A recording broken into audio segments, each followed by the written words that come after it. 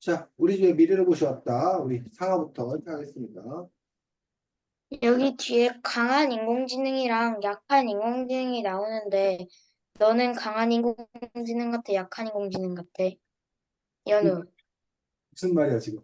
사람한테 강한 그게 인공지능이라 무슨 약한 인공지능이라 부르는 거야?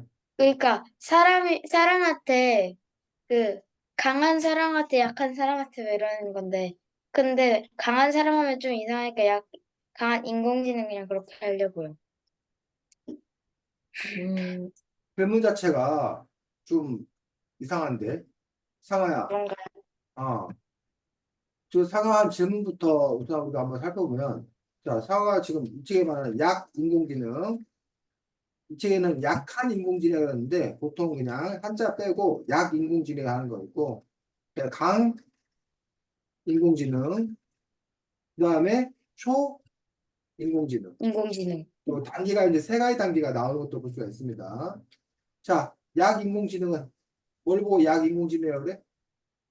그 딱 인간이 할 수 있는 분야 중에 한 분야만 잘하는 거. 그렇지. 한 분야만 우수한 AI 인공지능을 보고 약 인공지능을 얘기합니다. 반면에 강 인공지능은 그 인간이 사진은 거의 다 할 수 있는. 어, 사람이 할 수 있는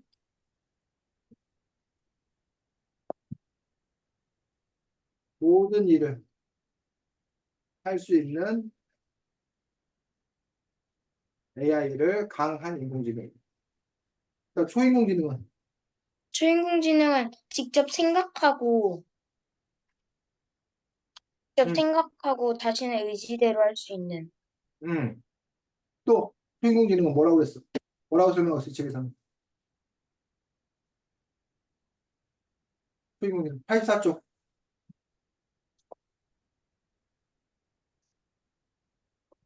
85쪽.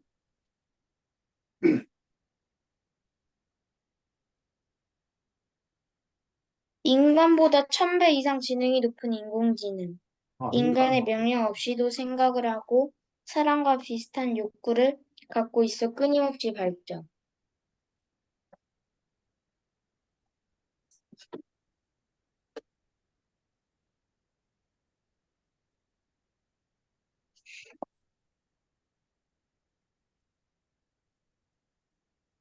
자, 이런 식으로 이제 약 인공지능, 강 인공지능, 초인공지능이라고 나눠서 얘기하고 있습니다. 그러면 좀 상아가 너희들은 이 중에서 뭐냐라고 얘기하는데 당연히 여러분은 이 중에서 뭐야? 강한 인공지능. 여러분은 당연히 강 인공지능이겠지. 사람이 할 수 있는 근데 인공지능이 아니죠. 어쨌든 사람이 할 수 있는 모든 일을 할 수 있는 AI인데 여러분이 이미 사람이기 때문에 사람이 할 수 있는 모든 일을 하는 거죠. 그래서 약 인공지능의 대표적인 예가 뭐야? 여러분이 알고 있는 그, 그, 왓슨, 그렇지. 왓슨. 왓슨이라는 왓슨도 알아? 왓슨. 책에 나왔어요. 왓슨이 뭐 하는 인공지능이었어? 퀴즈쇼. 퀴즈를 잘 풀었던 또 우리 사회에 아주 큰 충격을 줬던 인공지능이 뭐였냐면 알파노. 알파고. 아, 들어봤어, 은호? 알파고? 음, 알파고가 뭐야? 뭘 잘해? 바둑? 바둑을 바둑! 잘 둬서 우리나라에 아주 세계적으로 바둑 잘 두는 이세돌 구단을 꺾어가지고 우리에게 아주 큰 충격을 줬던 알파고입니다. 근데 이 알파고는 뭐만 잘 둔다고? 바둑. 바둑만 잘 둬. 오목 같은 건 못하는 거예요. 그렇지. 오목을 그러니까 알파고가 물론 오목 연습을 하면 오목을 또 잘 둬. 근데 오목을 잘하는 알파고에게 야, 그러면 오목의 규칙을 바꿔서 칠목을 두자. 그럼 또 알파고는 또 뭐해? 못해요. 못해. 우리가 쌤이 바둑을 잘 몰라서 그러는데 20줄 20칸인가? 이렇게 줄 저기가? 네, 그 바둑판을 20줄 20칸을 10줄 10칸으로 줄여서 바둑을 두자. 그럼 이 알파고는 또 뭐해? 못해요. 못해. 그걸 다시 학습하지 않는 한. 그래서 이 약한 인공지능은 자기가 한 것만 잘하는 그 부분을 갖고 있다는 거예요. 근데 이제 그에 비해서 이제 강한 인공지능으로 발전하려고 하는 것들은 사람이 할 수 있는 모든 일을 할 수 있는 AI, 수학도 잘하고, 뭐 말도 하고, 뭐 물건도 만들고 이러한 강한 인공지능이 현재 존재한다, 존재하지 않는다? 존재하지 않는다. 현재 강한 인공지능은 존재하지 않습니다. 근데 이제 이 책에 따르면 앞으로 강한 인공지능이 나올 거고 더 나아가서는 가까운 장래에 초인공지능까지 나올 거다라고 이 책의 저자는 주장하고 있는 거다. 그러면 어, 그 이 질문 말고 두 번째로 하려했던 질문 하겠습니다. 그렇지. 근데 그 두 번째 하는 질문 좀 이따 하고. 자, 그러면 연우는 이렇게 약인공지능, 강인공지능, 초인공지능으로 계속적으로 발전해 가는 것에 대해서 동의하는지 아니면 아니요. 어디서 멈춰야 한다고 생각하는지 그 강한 이건 인동 강한 어, 인동 인공지능까지 만들면 좋겠는데. 강한 인공지능까지는 하면 좋겠어? 네. 이유는 초인공지능을 한다 하면은 음, 계속 발달하면은 뭐 음. 사람 세상이 아니고 로봇 세상이 되잖아요. 사람 세상이 로봇세상이 될 거기 때문에 강한 인공지능에서 멈춰야 된다. 이게 연우의 네. 주장입니다. 자, 수연이는 저는 그냥 약한 인공지능에서 멈춰야 될 것 약한 같은데요. 인공지능에서도 멈춰야 된다. 왜? 왜냐면 로봇이랑 인간이 음, 그 동등한 존재가 되면 음, 막 로봇이 뭐 인간들을 음. 어, 없애고 막 진짜로 연우 말처럼 로봇 세상이 올 수 있어서. 수연이는 초인공지능까지 안 가고 강인공지능만 가도 그런 문제가 생길 수 있다? 네. 라고 생각하는 거야. 연우, 수연이 말에 대해서 어떻게 생각해? 근데 사람이 할 수 있는 모든 일이지 더 할 수 있는 건 아니잖아요. 그래서 그럴 염려는 없다? 뭐 어, 이 로봇이 어 이 로봇이 초인공지능 같은 걸 만들 수는 없잖아요. 사람이 응, 초인공지능을 만든다 하면은 만들 수는 응, 있지만 응. 근데 여기 안 책에 보면 만들면 로봇도 안 만들는. 근데 여기 책에 보면 응, 응. 잠깐. 그 여기 이 로봇이 응. 그 로봇을 만드는 로봇이잖아요. 그러면 연우 말에 그 강인공지능들이 만들어지면 강인공지능이 나중에 초인공지능까지 만들 거다? 네. 그래서 그럼 상하도 그러면 수연이와 마찬가지로 약인공지능에서 멈춰야 된다는 거야? 아니면 상하는 입장이 뭐야? 저는 초인공지능까지 가야죠. 아, 그, 그렇게 만들다가 초인공지능까지 가도 상관없다? 네, 이유는? 왜냐면 응, 그 로봇은 인공지능이랑 로봇은 그 참 원칙을 따라야 하는데 응, 그것만 잘 지켜진다면 응, 초인공지능도 응, 인간에게 해를 끼쳐서는 안 된다. 그, 그 인간을 공격하지 않는 한 자신을 보호해야 한다. 응, 인간이 시킨 걸 해야 하는데 이런 거 이것만 세 개만 잘 지키면 응. 로봇도 그 초인공지능도 좋지 않을까요? 수연이. 근데 강인공지능이랑 초인공지능은 그 응. 제3원칙을 지키는 거예요, 안 지키는 거예요? 그걸 알 수 없는 거지. 그분에서 이제 상하는 그런 전제를 하는 거야. 로봇, 명령을 연우. 잘 따르는 뭔가 어, 말 잘 듣는 응, 로봇 응, 이런 걸 발달하면 될 수도 있을 것 같긴 한데 뭐 응. 자, 지능 근데 여기서 지금 뭐가 있다고 그랬어? 욕구 욕구. 욕구가 있다는 거야. 자, 욕구가 있다는 말이 왜 중요하냐? 욕구가 없으면 시키는 대로만 하는 거야. 근데 욕구가 있다는 거는 자기가 자신의 의지대로. 의지대로 자기가 뭘 하고 싶은 게 있다는 거야. 그럼 자신이 하고 싶은 것이 있을 때 아까 상아가 말했던 로봇의 사무칙을 주입했다 하더라도 나 이거 뭐해? 하기 싫어. 나 지키기 싫어. 이런 게 가능하지 않겠냐. 그런 욕망이 가능해지지 않겠냐. 그렇다면 상하가 말한 대로 로봇 사무칙을 과연 이 초인공지능이 지키겠냐. 그런 점에서 지키지 않을 수 있다. 그렇기 때문에 수연이 같은 입장에서는 초인공지능은 문제가 있다. 라고 주장을 하는 거지. 그쪽의 주장은. 그러면 그 부분을 우리가 한번 따져 봐야 하는 거지. 그래서 욕망, 욕구가 있다는 것들이 과연 무엇을 뜻하는 건가? 은호는 어떤 입장이야? 저는 강인공지능까지 만들어야 돼. 왜? 얘네가 예쁘고 좀만 크게 더 은호야. 가까이 대고 얘기해. 나아가 사람보다 더 잘하거나 약한 존재들은 더 강한 존재들은 우리를 지배할 거고 약한 존재들은 우리를 도움을 주지 않고 어, 한 분야에만 집중하는 거니까 사람과 비슷한 일을 빨리 처리할 수 있는 강한 인공지능까지 필요하다 생각해요. 자, 이렇게 지금 보면 여러분마다 입장들이 조금씩 다른 걸 볼 수 있는데 이 책의 저자는 또 뭐라고 설명하는지 우리가 한번 책을 살펴보도록 하겠습니다. 책 85쪽. 자, 초인공지능을 찬성하는 사람은 왜 찬성하고 있다는 거야? 85쪽 보면. 고난 등 수천 년 쪽이요? 동안 인류가 극복하지 못한 문제들을 초인공지능의 도움으로 풀 수 있다고 생각하죠. 자, 수천 동안 극복하지 못한 문제가 뭔데? 질병, 환경, 전쟁. 질병, 환경, 전쟁, 가난. 이런 문제를 초인공지능이 해결해 줄 수 있다고 그러거든? 근데 어떻게 질병, 환경, 전쟁, 가난을 초인공지능이 해결해 줄 수 있을까? 아니요. 아니야. 수연이는 초인공지능이 하더라도 질병, 환경, 전쟁, 가난을 해결하지 못할 것 같아? 네. 왜냐하면 상하는.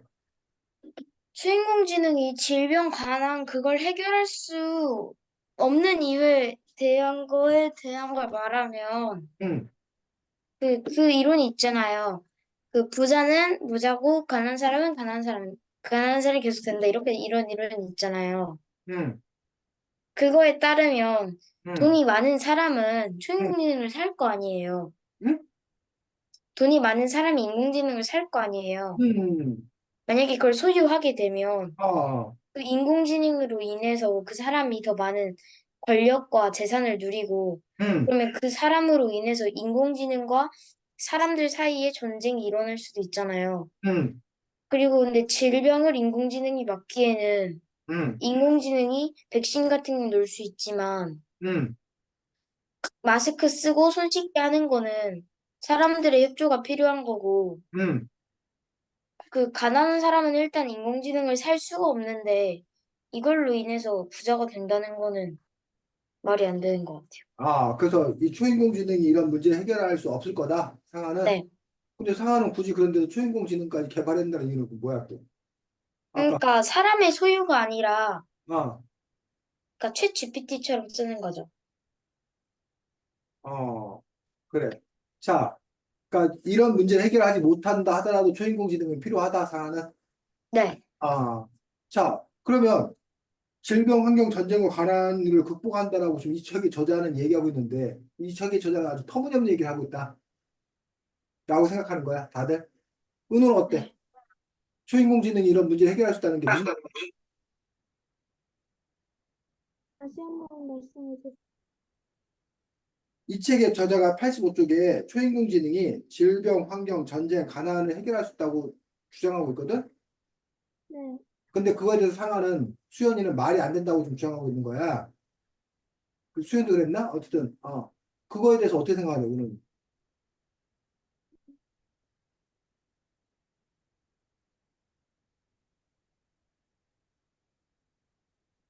은호 접속을 다시 한번 해볼래? 잘 안 들리면? 우리도 은호 소리가 잘 안 들리고, 다른 친구도 은호 소리 잘 들려? 네. 아니요, 저 잘 안 들려요. 은호가 저도 안 들려요. 접속을 다시 한번 해봐, 은호야. 연우는 어떻게 생각해, 이 문제에 대해서? 저도 터무니없는. 터무니없는 얘기다.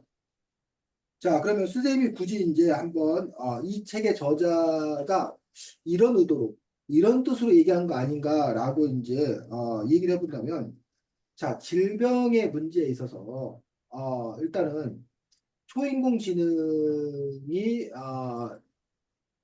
되면 질병이 일어나는 원인을 분석해낼 수 있다는 거예요. 그러니까 지금 사람들이 암이 왜 걸리는지, 치매가 왜 걸리는지 이런 것들을 우리가 인간의 노력으로 아직 규명을 못하고 있거든. 근데 1000배나 더 높은 지능이 있으면 그 유전자 분석이나 이런 것들을 다 해서 미리 질병 같은 걸 다 뭐 할 수 있다는 거야? 예측 가능하다는 거야. 그리고 그것에 대해서 해결 가능한 어떤 그런 물질 이런 것들을 더 쉽게 만들어낼 수 있는 근데 거야. 그런 것을 개발하려면 응. 일단 인간의 기초적인 지식이 있어야 되는데, 초인공지능은 이미 갖고 있는 거지. 초인공지능은 이미 인간의 지식 곱하기 1000배라니까. 초인공지능이라는 것 자체가 수연이. 근데 지능만 1000배 높은 거잖아요. 응, 그러면 응, 그 백신을 이용해서 막 자기한테 이익이 되는 쪽만, 응. 뭐, 그걸 쓰지 않을까요? 뭐 그거는 이제 어떻게 사용하느냐 이거는 이제 그 별개의 문제.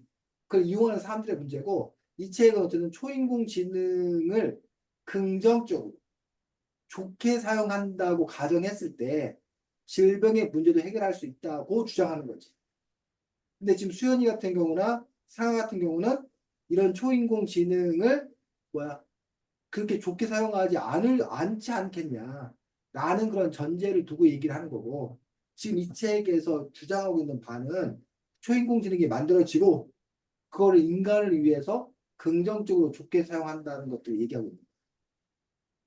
이해가? 네. 자, 은호는 어떤 입장이라고 다시 한번 얘기해 볼까?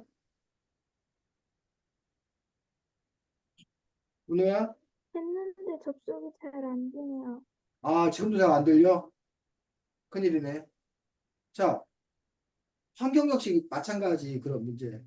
환경도 지금 보면 그 얼만큼 그것들이 오염을 시키는 건지 어디서 오염을 시키는 건지 이런 부분에 대한 것들이 계산이 된다라는 거예요. 아니면 가장 효율적인 그런 그 에너지 사용 이런 것들을 그이 초인공지능이 계산해낼 수 있다는 거예요. 그렇게 되면 가장 알맞은 것만큼만 딱 사용하게 된다는 거죠. 그러니까 우리가 음식을 먹는 거 이런 것들도 몇 사람이 왔을 때 얼마만큼 음식이 남을지 안 남을지 그거 모르잖아요. 근데 각 개개인의 어떤 그런 상태나 데이터가 다 입력이 되면 가장 최적의 음식의 양만 딱 만들어가지고 더 잔반 같은 거 남지 않도록 그런 그 계산 작업이 가능하다는 거예요. 근데 지금은 워낙 변수가 많기 때문에 그런 걸 계산해낼 수가 없는 거예요. 근데 초인공지능은 지금 인간들보다 1000배 높은 어떤 그런 계산 능력을 갖고 있으면 그런 것들이 가능해질 거다 유인한 거고 전쟁 같은 경우는 이런 거야. 전쟁을 했을 때 전쟁을 하지 않고 지금도 이제 그런 거는 워게임이라고 해가지고 전쟁을 시뮬레이션 미리 이 사람의 어떤 그 능력 A라는 국가와 B라는 국가의 군사력, 경제력 이런 거를 다 입력을 해. 그 실제 전쟁이 벌어질 때 어떻게 진행되는지가 결과가 다 나와. 그렇게 해서 그 결과를 초인공지능이 제시를 해주면 이미 뻔한 그 싸움. 그러니까 예를 들면 수연이가 전쟁을 하는데 100% 져. 그럼 수연이가 굳이 전쟁하는 게 어떨까? 아니요. 아닐 거 아니야. 근데 지금 우리는 어떻게 싸우다 보면 우리가 이길지도 몰라. 뭐 이런 생각을 하는 거잖아. 희망회로를 막 돌리는 거잖아. 어? 그런 부분에 있어서 근데 초인공지능이 야, 너네 현재 두 나라의 국력을 비교했을 때 전쟁하면 수연이 나라 너네는 70%가 망가지고 상하 너네 나라는 90%가 망가져. 그래가지고 어쨌든 수혜인 나라가 이겨. 뭐 이렇게 됐을 때 그러면 70% 망가지고 90% 망가져서 둘이 싸워갖고 이긴다. 그런다고 했을 때 과연 두 나라가 전쟁을 할 건지 아니면 전쟁하지 않고 그러면 뭐 상하가 그러면 10을 그럼 수혜인한테 줄게. 우리 전쟁하지 뭐 하자? 말자라고 하게 됐지. 그런 점에서 이제 그 초인공지능의 발달로 인해서 그런 전쟁도 예방할 수 있지 않냐라고 주장을 하는 거예요. 가난이라는 그런 문제들에 대해서도 결국 우리가 그 가난한 이유가 아까 이제 뭐 부자들은 더 부자가 되고 가난한 그런 욕심 이런 것 때문에 그 가난의 문제가 발생하기도 하지만 또 한 가지 문제는 배분이 잘 안 되기 때문에 가난의 문제가 발생하거든. 근데 이제 초인공지능이 그런 부분들을 잘 뭐 해주는 거야? 배분해 주는 거야. 어디에 뭐가 남아있는 거를 잘 계산해서 뭐야 부족한 곳에 갖다 옮겨주는 거야. 또 초인공지능이 그 지역의 날씨라든가 이런 걸 다 예측해가지고 가뭄이나 이런 것들이 들지 않도록 그거에 또 강한 그런 작물들을 재배하게 함으로써 그렇게 함으로써 그 사람들이 굶주린 일이 없도록 만든다던가 이런 식으로 하면서 절대적 가난 이런 것들을 해결하겠다. 이런 식으로 이 책에서는 초인공지능이 만들어지게 되면 인류의 여러 가지 문제가 해결되어서 이른바 유토피아, 걱정 없는 그런 세상이 만들어질 거다. 그러니 초인공지능을 뭐 하자? 만들자 이런 주장을 하는 거예요. 자, 반면 그 뒤쪽 보겠습니다. 87쪽. 자, 거기 읽어보겠습니다. 연우. 87쪽. 연우야.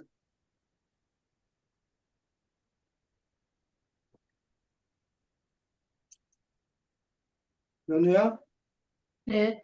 87쪽. 읽어보자고.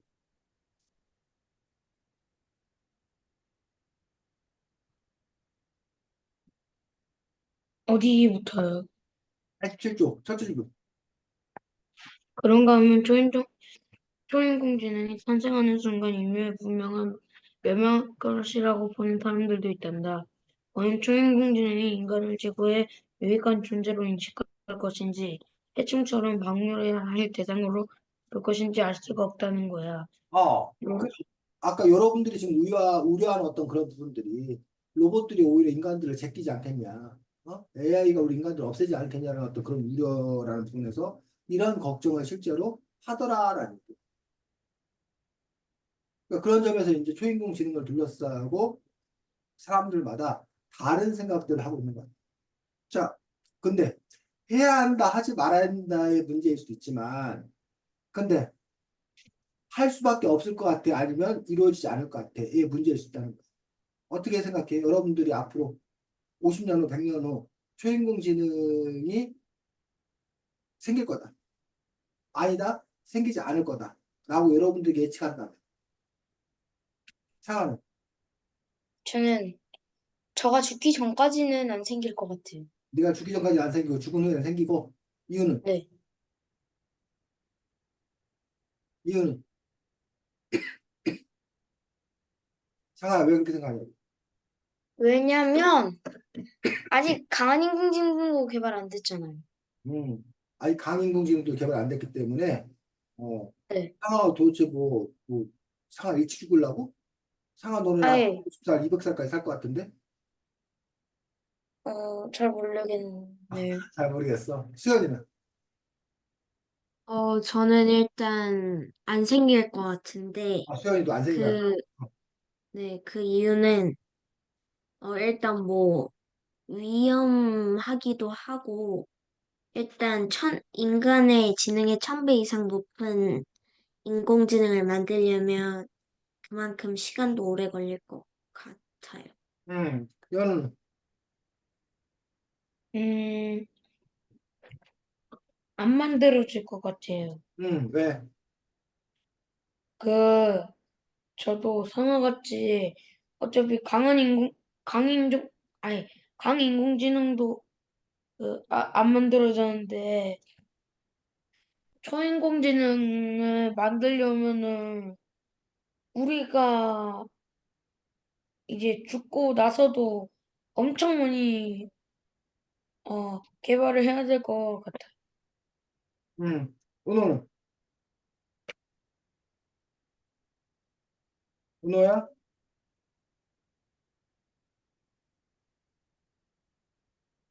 오늘 은호가 이상하네, 접속이. 은호야? 들려? 안 들려? 목소리는 들리는데. 잘 안 들렸어요. 너는 어떻게 생각하냐고. 초인공지능이 앞으로 만들어질 것 같아? 만들어지지 않을 것 같아? 떨어질 것 같아요. 어?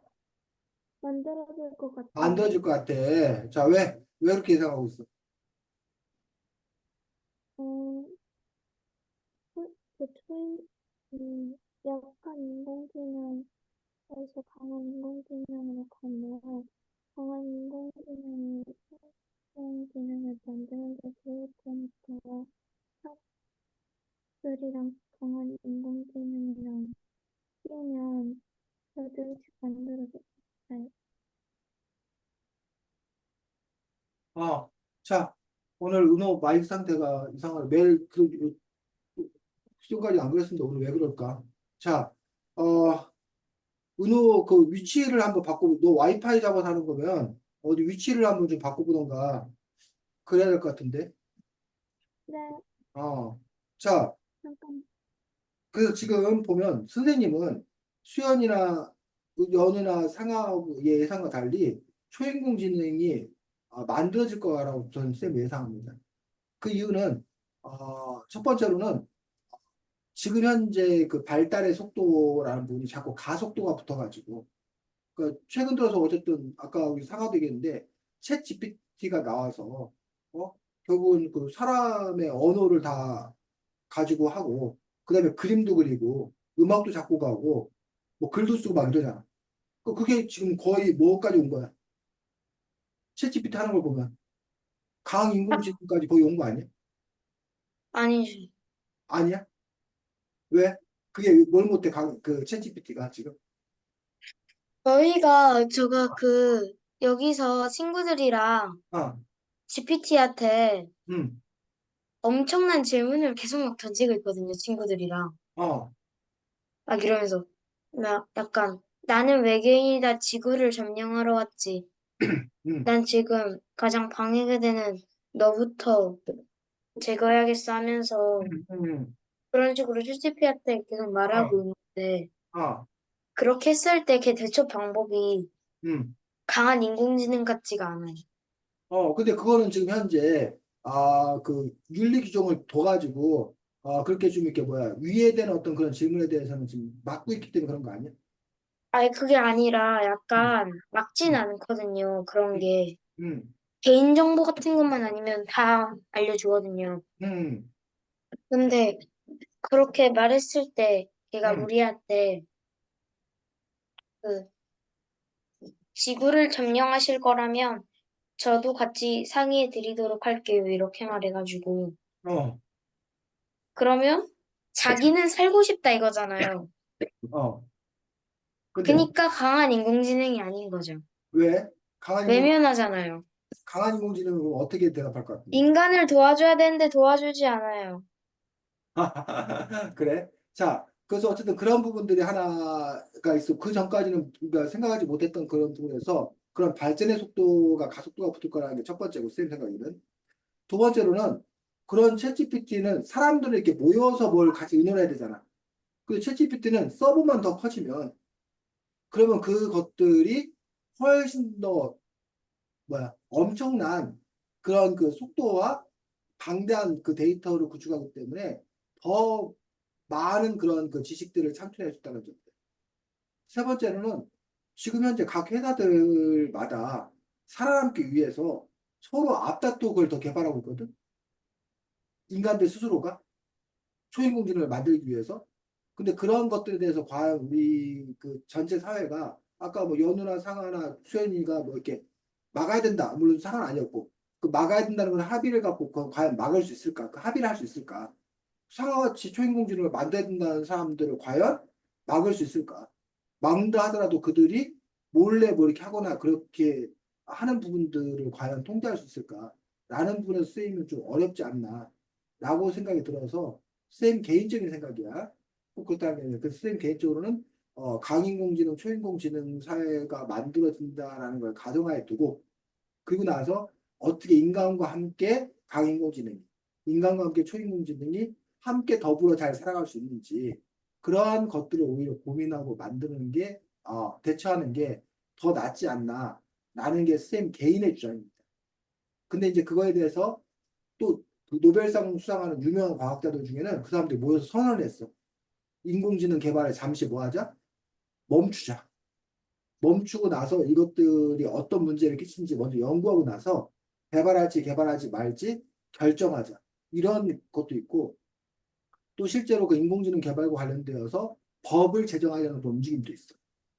그 법을 통해서 그것들을 어떻게 그 제어하려고 뭐 그런 여러 가지 부분들이 있기 때문에 과연 앞으로 이제 그것들이 어떻게 펼쳐질지는 사실 여러분들이 또 이제 나중에 이제 결정해야 될 그 문제일 수 있는 거죠. 우리 사회가 그 어떻게 해야 될 건가의 그 문제이기 때문에. 자, 2등이 누구였지? 2등이 아니라 상하 이제 원래 상하가 말했던 그 인공지능 그 문제가 이치에서 중요한 부분이기 때문에 이야기를 그걸 많이 했네. 자, 상하 다시 하겠습니다.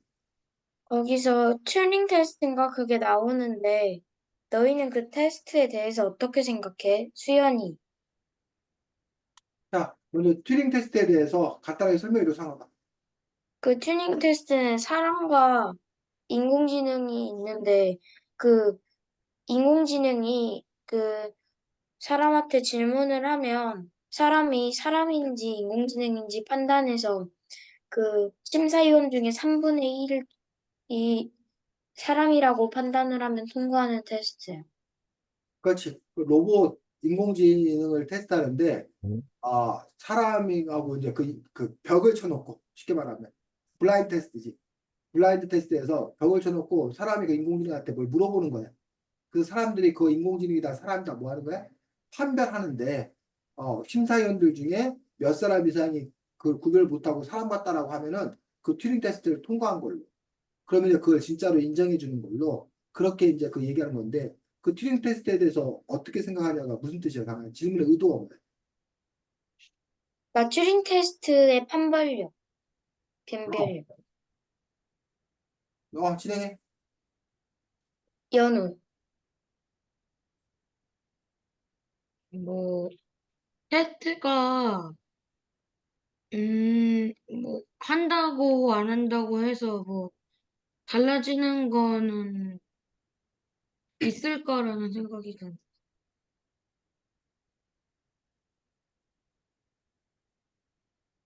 수연이.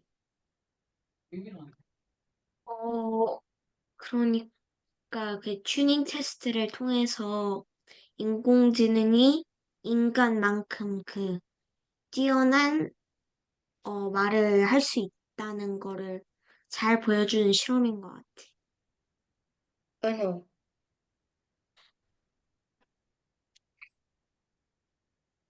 은호야? 그럼 일단 저부터 할게요. 응.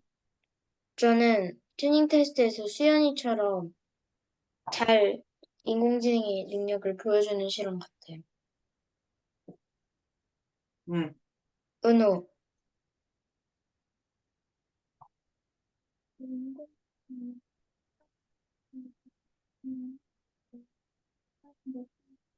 아까보다 더 안 들리네, 은호. 네. 자, 앨런 튜링이라는 그 사람은 실제 존재했던 그런 사람이다. 과학자, 그 컴퓨터와 관련되어서 최초의 어떤 그런 컴퓨터를 만든 걸로 또 이렇게 유명한 사람인 걸 볼 수 있고, 튜링 테스트를 통과한 사례가 있다, 없다? 있다. 있다. 이제는 튜링 테스트를 통과한 경우가 많다는 거예요. 그래서 우크라이나 13세 소년으로 가정하고. 그래서 지금 현재 같은 경우에 아까 뭐 챗GPT 뭐 이런 것들이 써낸 작품이 이게 사람이 만들었는지 AI가 썼는지를 구별하지 못할 정도로 또는 근데 챗GPT는 음, 어디 사냐 하면 진짜 자기 컴퓨터가 있는 위치를 말할 것 같아가지고. 그래? 잘 모르겠습니다. 그럼 자 그래서 한번 물어봐 상아가 나중에 기회 되면 어디 사냐고 뭐 물론 뭐 그렇게 얘기하겠지. 자 그래서 그런 점에 있어서 어쨌든 지금은 사람과 거의 그 판별이 잘 안 되는 그런 정도였던 그런 지경에 이르렀던 것들을 볼 수가 있습니다. 그래서 기계에 과연 지능이 있는지 없는지를 알아보기 위해서 했던 그런 부분들인데 사실은 이거에는 그런 정도의 수준이 과연 갈 수 있을까? 라는 어떤 그런 의심? 뭐 이런 것들이 좀 깔려 있던 거야. 그리고 그걸 목표로 했던 거야. 목표로 그 연구 개발했던 거야. 근데 이미 그 수준을 넘어선 거지. 그래서 이제 앞으로는 튜링 테스트가 필요한 게 아니라 그걸 넘어서서 또 다른 어떤 그런 테스트가 필요한 거고 더 높은 수준들을 요구하게 되지 않을까라고 생각합니다. 자, 2등이 누구였지? 은호였던 것 같아. 연우. 은호인데. 2등 은호였다고? 네. 네, 은호예요. 은호 은호. 할 수 있니? 아, 연우부터 하자. 그,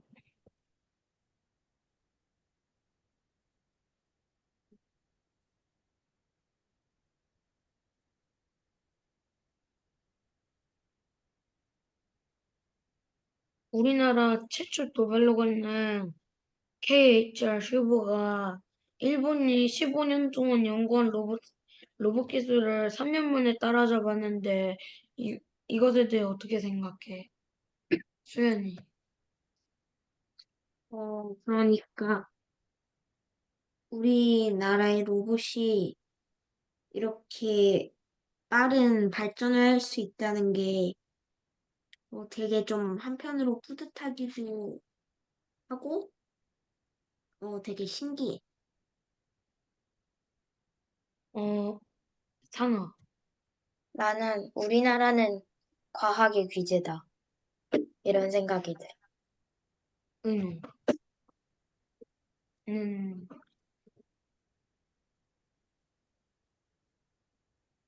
음, 저가 먼저 할게요, 오늘. 음,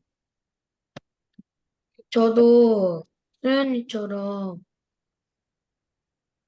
뭔가 대한민국이 자랑스럽다는 생각도 들고, 일본이, 어, 우리보다 돈도 많고, 뭐, 과학도 잘할 줄 알았는데, 15년 동안 한 거를 5분의 1의 시간으로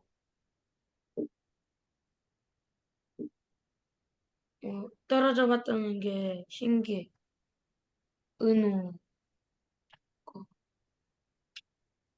자, 연우 또. 됐어요. 자, 그래서 지금 이 책에서 이제 그 로봇의 어떤 그런 역사 뭐 이런 부분이 나왔는데 우리가 그 현재 로봇이 어디까지 발달했나 그 영상 우리가 좀 잠깐 보도록 하겠습니다. 보여 영상 혹시? 네. 우와. 테슬라가 이번엔 인간형 로봇을 내놨습니다. 옵티머스의 진화 버전이라는데요.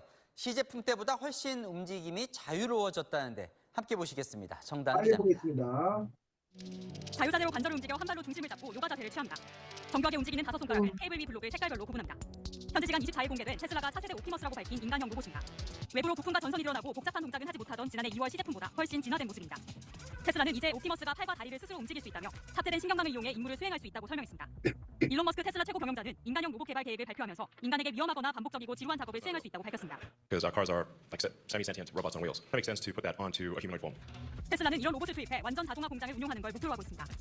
향후 5년 이내 인간형 로봇의 가격은 우리 돈 2,700만 원 이하가 될 것으로 내다봤습니다. 채널A 뉴스 정다은입니다. 자, 이 부분 있었고, 자, 그다음에 연구소에서 2.1m까지 걸었어요. 뛰는 게. 혹시 보시면 제가 틀렸으면 말씀해 주세요. 제가 이런 세계에서 가장 빨리 걷는 색깔은 저 색깔이에요. 그래서 자, 하반신 로울 바디가 완성이 되었습니다. 자, 이제 레인저 모션 테스팅인데요. 사람이 움직이는 레인저 모션보다 더 많이 벌어지고요. 유연성 보조. 뒤에 보이는 거는 저희가 궁극적으로 원하는 꿈이 나옵니다. 정말 다이나믹 모션을 하는 걸 목표로 하고 있고요. 저런 모션들을 할 수 있게끔 하드웨어는 일단 설계되어 있고요. 차원이 다르네요. 하드웨어가 설계되어 있다고요? 네, 하드웨어가 저런 모든 백플립을 비롯해서 울트라 하이 다이나믹 모션을 하게끔 설계된 로봇입니다. 자, 아르테미스 커밍 순인데 그 순이 드디어 왔습니다. 자, 여러분께 아르테미스를 소개하도록 하겠습니다. 와, 전 세계 최초로. 오케이, 치는 대로 넘어지지 않습니다. 자, 앞에서 치고요. 옆으로 하는 건 좀 더 힘들어요. 왜 옆으로 치면 다리 끼 서로 부딪히게 되면 이게 쉬운데 왼만큼 옆으로 쳐도 꽤 잘 돼요. 다리를 바로 옆으로 그렇죠. 넘어서 리액티브하게 하는 거죠. 자, 뒤에서 한번 밀어보죠. 자, 잡아 당겨도 되고요. 자, 찰 때요. 진짜로 힘있게 차요. 그렇죠? 움직임이 진짜 사람의 그 리액션이요. 자, 2050년까지 인간 대 로봇 추구해야 되니까 축구공들의 매치를 필요하겠죠. 조인트 하기. 조인트 사람이 아플 것 같아요. 자, 아래에 있는 거는요. 50mm짜리인데 지금 퍼셉션 없이 그러니까 어디 있는지 모르고 있어요. 카메라를 지금 쓰지 이쪽 로봇 하는 거는 웬만한 자신감 하면 못해요. 네. 많이 하시는 질문 왜 발 이렇게 드는 게 이렇게 시끄럽냐 하는 게 있는데 그 소리는 발이 땅에 닿아서 나는 소리가 아니에요. 여기는 또 우리가 만든 네오 액추에이터가 순간 쓰기가 뭐할 정도로 처음으로 뭔가 걷기 시작하는 거죠. 아이고. 스테이트 에스티메이터가 아직 불안정해갖고 9월달에 새로운 에스티메이터를 갖다가 저 완전히 다 갈아치고 투자하네. 그랬더니 이제 뭔가 뛰기 시작해. 그러니까 처음엔 이랬었는데 어쨌든 점점 이렇게 발달하고 있다라고 얘기하고 있는 그런 부분들입니다. 이거 하나를 더 볼까? 식당에서 음식을 가져다주는 로봇을 비롯해서 사람들 일을 대체하는 로봇이 많이 쓰이고 있는데 기술이 발전하면서 사람을 닮은 모습을 하고 사람처럼 더 복잡한 노동을 해내는 로봇들이 등장하고 있습니다. 먼저 정현 기자가 보도합니다. 위층에서 공구 가방을 찾는 작업자, 로봇 아틀라스가 나무판을 들어 임시 다리를 놓은 뒤 가방을 들고 다리를 건너 작업자한테 가방을 던져줍니다. 연구 단계 때는 나무판을 건너다 떨어지고 엿기를 들고 고꾸라지길 수차례. 하지만 이제 유압식 집게팔로 무거운 물건을 옮길 수 있을 뿐 아니라 정교하게 균형도 맞출 수 있습니다. 공장 경비를 서는 강아지 로봇과 생산 라인의 산업용 로봇을 개발했던 이 로봇 업체. 이제 인간과 비슷한 일이 가능한 노동용 로봇이 미래 화두입니다. The dream of humanoids is that they should be able to do all the things that we do, right? 특정 업무를 대체하는 용도의 로봇도 더 진화했습니다. 산업용 로봇과 커피 머신을 결합한 일명 바리스타 로봇입니다. 실시간으로 커피 판매 매출과 재료 소진 여부 등의 정보도 알려줍니다. 로봇의 기기 상태, 커피 머신, 그리고 제빙기, 또 소스 펌핑 기기, 눈에 보이시는 지금 모든 것들에 센서가 다 붙어서 연동이 됐다고 볼 수 있고요. 식당 내부를 돌아다니는 홀서빙 로봇은 이제 많이 보편화된 상황. 할 수 있는 역할이 더 늘었습니다. 주문, 호출, 곧 도착한다는 알림 기능까지 전부 로봇과 연결돼 있습니다. 사람의 일손이 부족해서 그걸 채워주기 위해서 활용하는 거잖아요. 지금 단계가 되어서 손쉽게 사용할 수 있게 그리고 효율 갖다가 잘 낼 수 있게. 향후 진전된 AI 기술이 로봇에 접목될수록 서비스 로봇의 활용도는 더 커질 전망입니다. SBS 정현입니다. 네, 안녕하십니까, 김현우입니다. 더 많은 뉴스와 라이브 이벤트를 보고 싶으시면 화면 오른 자, 이런 식으로 뭐 쌤이 일부 그 부분도 왔는데 계속 로봇들이 이게 발달해가는 그런 부분도 볼 수 있습니다. 그래서 연우, 저도 엄마랑 휴게소인가 갔을 때 그 바리스타 로봇이 있었던 걸로 기억해요. 그 실제 봤어? 그래서 네. 뭐 한 잔 먹었어? 맛없어요. 아니요, 엄마가 산 그 친구가 아마 거기서 초코라떼 샀는데 가루가 뭉쳐서 맛없대요. 요즘에 이제 급식실에서 일하시는 그 조리 노동자가 힘들기 때문에 급식실에서 그 음식 만들어주는 로봇도 이미 몇몇 학교에 도입이 됐습니다. 그래서 그 막 국 끓이고 뭐 그 치킨 튀기고 이런 로봇도 실제로 지금 현재 학교 현장에 보급되는 것도 그것도 상황인 것도 볼 수가 있습니다. 어쨌든 로봇들이 이렇게 계속 발전해가고 있는 것도 볼 수 있습니다. 다음 수연이. 여기에서 강아지 로봇 4세대에서 나왔는데 이 강아지 로봇이 실제로 반려동물들을 대체할 수 있다고 생각해. 연우. 대체는 안 될 것 같고 뭐 그냥 강아지 친구로 놔두면 될 것 같은데. 상아. 나는 대체는 안 될 것 같고 왜냐하면 그 강아지가 차갑잖아. 은호? 저 먼저 할게요. 그러니까 나도 연우랑 상아처럼 로봇이 강아지를 대체하기는 어려울 것 같지만 뭐 로봇은 실제 생물처럼 죽거나 뭐 먹을 것이 필요하지도 않기 때문에 편리할 거는 같아. 네, 다 됐어요. 자, 그래서 그 부분도 반려 로봇이 현재 얼마나 또 이렇게 발달했나 반려 로봇도 잠깐 보도록 하겠습니다. 세계 최대 가전 전시회 CES가 우리 시간으로 오늘 새벽 개막했습니다. 올해 핵심 키워드는 인공지능 AI인데요. 우리나라 기업들은 어떤 AI를 공개할지 이면주 기자와 미리 만나보시죠. 삼성전자가 만든 공모양의 AI 로봇 볼릭. 집주인보다 집의 상태를 더 잘 파악해 자체 판단으로 전자제품을 제어합니다. LG전자의 바퀴 달린 AI 로봇은 집주인 대신 고양이 집사 노릇을 똑똑히 해냅니다. 고양이가 화분을 깨자 외출 중인 주인에게 사진을 찍어보내고 로봇 청소기를 작동시킵니다. 고객의 다양한 생활 공간에서 더 나은 삶을 살 수 있도록 즉 라이선스를 경험할 수 있도록 차별화된 혁신 제품과 서비스를 출시하였습니다. AI 냉장고는 스스로 식재료를 처형해 목록을 만들고 재료 관리를 도와주는 등 사람을 돕는 인간 중심의 AI 기술이 일상으로 들어온 모습입니다. 차세대 모빌리티 콘셉트카인 알파볼은 바퀴 달린 집을 표방해 자동차가 또 다른 주거 공간으로 진화했습니다. 미래의 자동차는 개인에게 최적화된 디지털 환경을 제공함으로써 단순한 이동산을 넘어 영화나 게임 등 다양한 콘텐츠를 즐길 수 있는 생활 속 문화 공간으로 변화하고 있습니다. 역대 최대 규모로 CES 참가한 현대자동차는 수소에너지 생태계 구축과 소프트웨어 기반의 대전환을 목표로 내세웠습니다. 수소요? 저희 대가 아니고 저희 후대를 위해서 준비해놓은 것이 맞다고 생각합니다. 국내 비가전업체 대표로 처음으로 HD 현대 정기선 부회장도 기조 연설에 나섰는데 바다에 이어 육상 인프라를 통한 인류의 비전을 제시할 전망입니다. 라스베이거스에서 MBC 뉴스. 우리나라 국민 이제는 수업을 같이 들을 친구는커녕 밥 먹을 사람도 없는 대면 수업이 들었기만 한 한복 학생 공돌이가 오늘도 화장실 한켠에 자리 잡아 손을 보며 단무지 없는 김밥을 씹어 먹는데요. 에러 랭킹쇼 연전하는 가장 인상 깊은 반려로봇 탑4 시작합니다.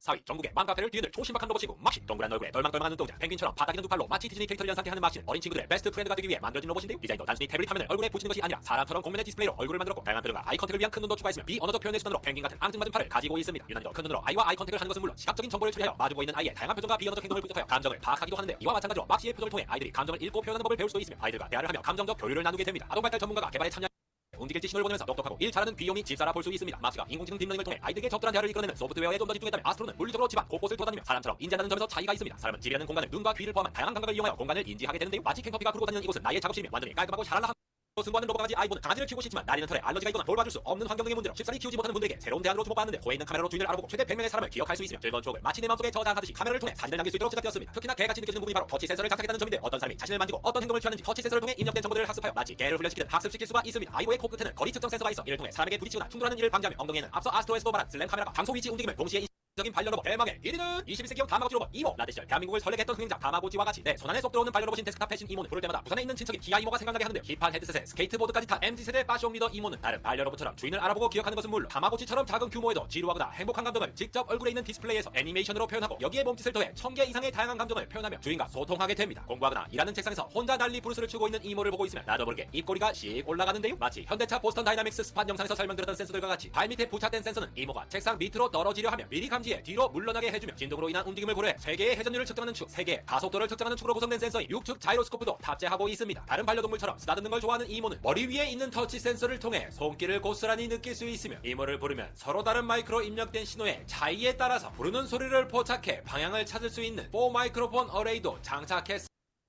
자, 그래서 지금 여기 설명해 준 거는 이미 뭐에? 나온 거. 현실화되어 있는 그런 바이오 로봇들이고, 요 부분들이 앞으로는 더 이제 진화해서, 아까 이제 뭐 금속성이어서 뭐 그럴 거냐, 그거는 이제 겉에다 뭐 하면 돼? 펄 붙이면 되죠. 펄 붙이면 되는 어떤 그런 부분들이기 때문에, 그런 점에서 이제 그 반려 로봇들이 오히려 이제, 그 반려묘 같은 경우는 의사소통이 잘 안 되잖아, 사실은. 근데 반려로봇은 의사소통까지도 다 같이 되는 어떤 그런 점에서 말벗의 어떤 그런 역할을 그리고 아까 앞에서 잠깐 소개했지만 성장의 어떤 그런 모습도 또 보여주지 않겠냐라는 부분들에서 게다가 이제 다른 그 반려견 뭐 이런 것들은 뭐 똥 싸고 뭐 사료 먹여야 되고 뭐 이런 비용도 많이 드는 데 비해서 반려로봇은 그런 비용이나 어떤 그 노력 이런 것들이 상대적으로 덜할 거기 때문에 반려로봇이 상당히 이제 그 실제 반려견이나 반려묘를 대체해 나갈 거다라고 주장하는 사람들도 있고 반면에 그래봤자 그건 로봇 아니냐. 사람은 진짜 생명체를 원하기 때문에 그 대체에는 한계가 있을 거다. 여전히 그 반려견과 반려묘의 위치는 여전히 할 거다라는 어떤 또 그런 주장도 있는 걸 볼 수가 있습니다. 자, 너 빼고 다 했나? 네. 자, 그러면 이 책 우리가 보면 여러분들이 그 24쪽 보겠습니다.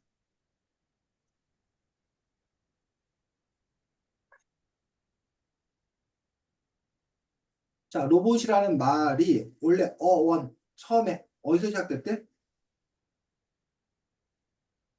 노동 힘든 일을 뜻하는 로보타를 약간 바꿔서 만든 말이야. 그렇지. 체코의 작가가 쓴 그 작품에서 로보타라는 말이 나온 거에서 거기서 이제 로봇이 나왔는데 노동, 힘든 일 이런 것으로 그 로봇이라는 말이 처음 쓰여져서 그 힘든 일 이런 거를 사람 대신에 할 수 있는 존재 이런 걸로 로봇이 처음 이제 시작이 되었다는 거야. 우리도 로봇도 이제 그렇게 생각하는 경우가 많고.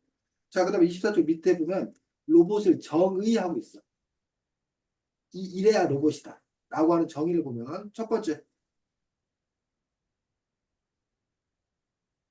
스스로 움직일 수 있어야 한다. 스스로 움직일 수 있어야 된다. 두 번째 꼼꼼하고 정교하게 일을 할 수 있어요. 꼼꼼하고 정교하게 일해야 된다. 세 번째 사물을 운반할 수 있어야 한다. 사물을 운반할 수 있어야 된다. 네 번째 인공지능을 갖추어야 한다. 인공지능을 갖춰야 된다. 다섯 번째 여러 가지 감각 기능이 있어야 한다. 여러 가지 감각이 있어야 된다. 이 다섯 가지가 갖춰져야 이제 로봇이라고 얘기하고 있는데 사실은 이 다섯 가지를 다 갖추고 있는 것도 있지만 이 다섯 가지 중에서 이제 일부만 갖추고 있는 것들도 로봇이 있는 거죠. 그러다 보니까 이제 그동안 로봇이 주로 산업용 로봇이 많았어. 실제로 공장 같은 곳에서 산업용 로봇이 이렇게 기계 자동화된 어떤 거 설비를 바탕으로 해서 사람들이 하는 일을 많이 대체한 거예요. 옛날에는 큰 공장이 하나 생기면 거기서 일하는 사람이 수천 명이 필요했어. 근데 지금은 아주 큰 공장이 만들어져도 거기서 일하는 사람이 뭐 10명, 20명밖에 안 필요해. 근데도 그 전보다 훨씬 더 많은 걸 생산할 수 있어. 왜? 그 안에 누가 일하기 때문에?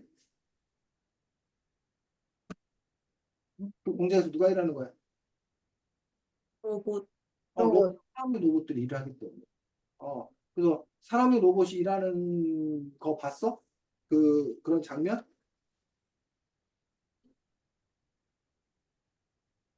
아니요. 이런 게 다 사람의 로봇이야. 자동차 같은 경우도 이런 사람의 로봇이 이렇게 모여갖고 일을 해. 그러다 보니까는 특별히 뭐야? 사람이 별로 필요가 없게 되는 거지. 근데 이 사람의 로봇이 가장 많이 있는 곳이 어느 나라? 혹시 보여? 코리아. 우리나라? 한국 1만 명 로봇 대수가 700대로 세계에서 제일 로봇 도입이 활발한 나라가 바로 우리나라예요. 근데 우리나라는 작은데 되게 크니까, 아니, 작은데 되게 그렇게 되니까. 그럴 그래서 수도 있을 것 같아. 그래서 사람용 로봇이 있다 보니까 우리가 사실은 피부에 못 느끼는 거야, 우리는. 근데 요즘 들어서 이제 그 로봇이 아까 우리 가정에까지 들어왔는데 대표적으로 우리 가정에 들어온 로봇이 뭐야? 가정에 들어온 로봇이요? 우리 가정에 들어온 대표적인 로봇. 그 지니. 지니?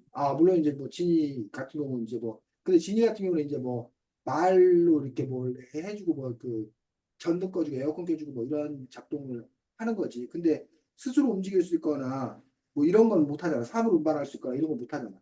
그 로봇 같은 느낌 별로 안 들잖아, 사실은. AI 네. 얘기하지. 집에 로봇 청소기 혹시 없어?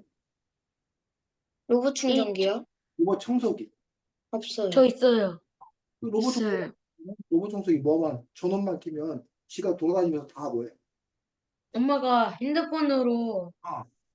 그 집 윗집 뭐 화장실은 아니고 화장실 제외하고 안방, 거실, 방 이런 거 다 해가지고 뭐 엄마가 안방이랑 거실이랑 주방 청소해 이러면은 걔가 뭐 거실 갔다가 주방 갔다가 안방 가서 청소해요. 근데 요즘에는 게다가 저기까지 해. 걸레질도 해.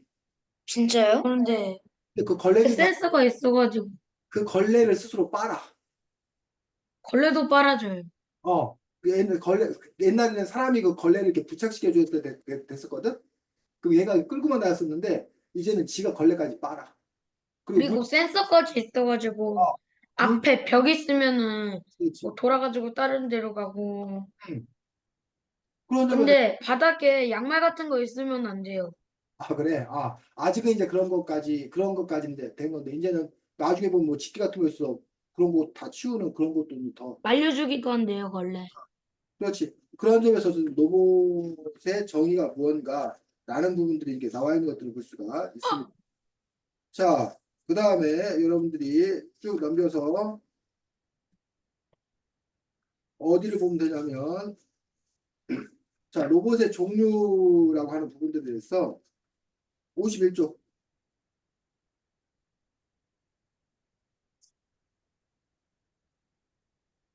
얘 보면 휴머노이드가 있고 안드로이드가 있고 사이보그가 있거든. 휴머노이드, 안드로이드, 사이보그라는 말을 여러분들이 좀 구별할 수 있어야 돼. 자, 휴머노이드가 뭐? 신체 구조와 움직임이 사람과 비슷한 로봇. 아까 우리 보여준 그 테슬라에서 만드는 로봇이 사람하고 똑같이 생겼잖아. 두 발로 몇 걷고 쪽이에요? 두 팔 있고 51쪽. 근데 그것들을 우리가 휴머노이드. 근데 이제 사실은 그 전에는 로봇을 사람 형태로 만들지 않았어. 그 사람 두 발로 걸어주는 게 쉽지가 않아. 이거는 뭐? 그 제 핸드폰이 안드로이드인지. 그건 이제 그 이름이고. 그래서 그 개 형태로 이렇게 네 발로 막 다니는 그런 로봇 같은 경우 형태라던가 오히려 그런 로봇을 더 많이 만들었어. 지금 현재 그런 로봇이 더 많아. 근데 어쨌든 인간을 닮은 어떤 그런 로봇들을 특별히 휴머노이드라고 얘기를 하고, 그 다음에 안드로이드는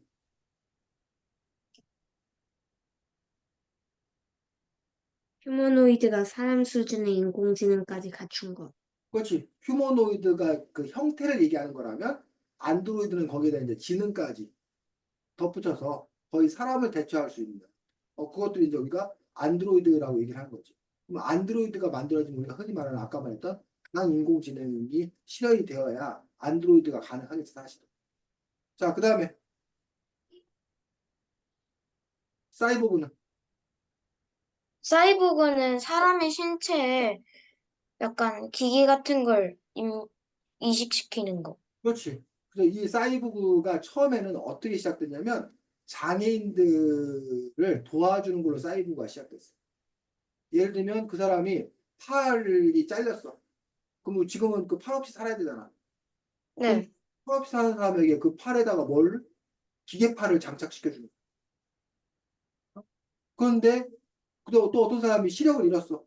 그럼 거기다 뭘 장착해 준 거야? 기계 눈을 장착시켜 준 거야. 귀가 그 사람이 청각장애인이야. 여기다 뭐를 그 더 잘 들을 수 있는 저기를 장착시켜 준 거야. 그런 식으로 하면서 청각장애인이 들을 수 있게 되고 시각장애인이 앞을 볼 수 있게 되고 이 신체 장애인이 그 더 강한 팔을 갖게 되고 그 휠체어 타고 다니는 장애인이 로봇 다리를 장착해가지고 걸어 다닐 수 있게 만들고 이런 식으로 되어서 그 장애인들이 더 이제 일상생활이 가능하도록 도와주는 그런 부분들 그 부분들이 이제 휴머노이드라는 거예요. 자, 그런데 처음에는 그렇게 시작했지만 그것이 점차적으로 확대될 거라는 얘기예요. 자, 성형수술이 처음에 어떻게 시작됐는지 알아? 성형수술. 성형이요? 성형수술이 처음에는 왜 성형수술이 생겨난지 혹시 알아? 못생긴 얼굴 수술하려고. 화상을 입은 사람들이라던가 다친 사람들을 복원시켜 주려고 그래서 성형수술이 처음에 생겨난 거야. 지금도 물론 그런 성형수술 당연히 하는 거고. 근데 요즘 우리가 생각하는 성형수술은 뭐야? 예뻐지려고. 더 예뻐지려고 멀쩡한 콘데 더 콧대를 더 세우려고 하고 멀쩡한 눈인데 쌍꺼풀 하고 멀쩡한 얼굴인데 턱을 더 깎아가지고 턱을 더 깎고 광대뼈를 깎고 이렇게 하잖아. 가슴을 더 키우고 더 플러스 알파 더 좋아지려고 하잖아. 자, 그렇다면 앞으로 사이보그도 어떻게 될 거다? 연우가 멀쩡한 다리 뭐하고 더 많이 살려고 막 장착하고. 더 강력한 더 빨리 달릴 수 있는 다리로 뭐 할 거란 얘기야? 바꿀 거란 얘기지. 팔이 6개 해도 되나? 그럼 곤충 되는 거 아닌가? 멀쩡한 눈 뭐하고 빼고 거기다 전자눈을 심는 거지. 그러면 전자눈을 심으면 뭐야? 저 멀리까지 볼 수 있고 망원경 필요 없이 저 멀리까지 볼 수 있고 이런 걸로 뭐 할 수 있을 거란 얘기야? 바뀔 수도 있을 거란 얘기야. 그러면 사이보그형 인간들이 많이 생겨날 거란 얘기지. 어때? 연우는 사이보그가 현실화되면 사이보그형 인간으로 연우가 바뀔 의향이 있어? 아니면 그냥 연우 몸뚱이 갖고 그냥 그대로 살 거야? 배를 떼어내는 응? 뭐라고 해야 되지? 살쪄가지고 배를 이렇게 뭐라고 해야 되지? 그냥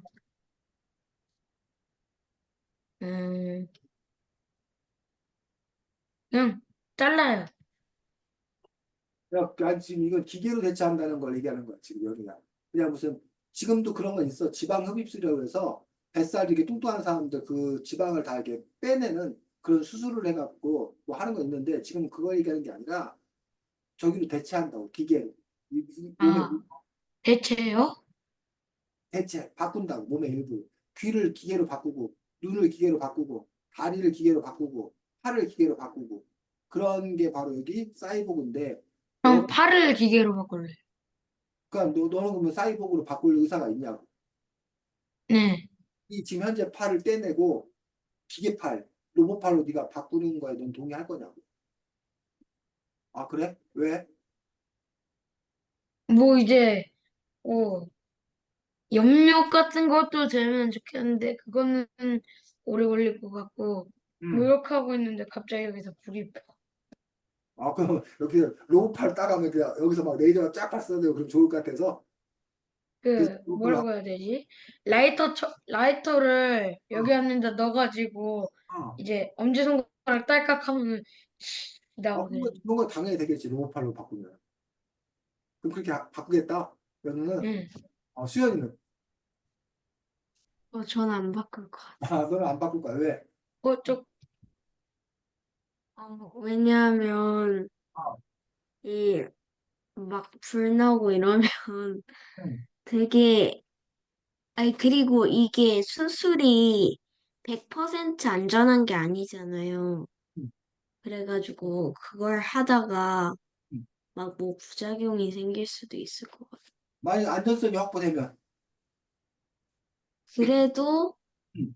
어머니 아버지가 저를 낳아주셨기 때문에. 바꾸지 않을 거다. 네. 상아는 저는 바꿔야 될 것 같아요. 바꿔야 될 것 같다. 왜? 벌써 여기 어깨도 아프고, 어, 여기 팔꿈치도 아프고, 어. 무릎도 아프고, 발목도 아프고, 햄스트링도 아프고, 응. 몸이 다 쑤셔가지고. 그래서 그걸 바꿀 거다. 네. 그래. 자, 이런 식으로 거야. 사람들에 따라서 그 사이보그 이런 것들, 지금도 마찬가지. 성형수술에 대해서 긍정적으로 생각하는 사람도 있고, 하지만 성형수술에 대해서 그냥 아까 수연이가 말했듯이 그냥 그 물려준 걸 그냥 그대로 갖고 자기가 살아가겠다. 또 이런 생각들을 또 하고 있는 그런 분이 될 수 있습니다. 선생님, 저 그냥 손 말고 다른 데 바꿀래요. 뭐 바꿀 건데? 다리요. 발? 다리. 또 엄청나게 살아. 이제 무릎부터 깎아가지고 이제 다리 넣으면 이제 날아다닐 수 있게. 선생님, 자, 근데 그 옛날 시대였으면, 옛날 시대인데 사이보그 기술 같은 게 있었으면, 바꾼다는 거는 상상도 못하지 않았을까요? 왜? 옛날 같았으면. 네.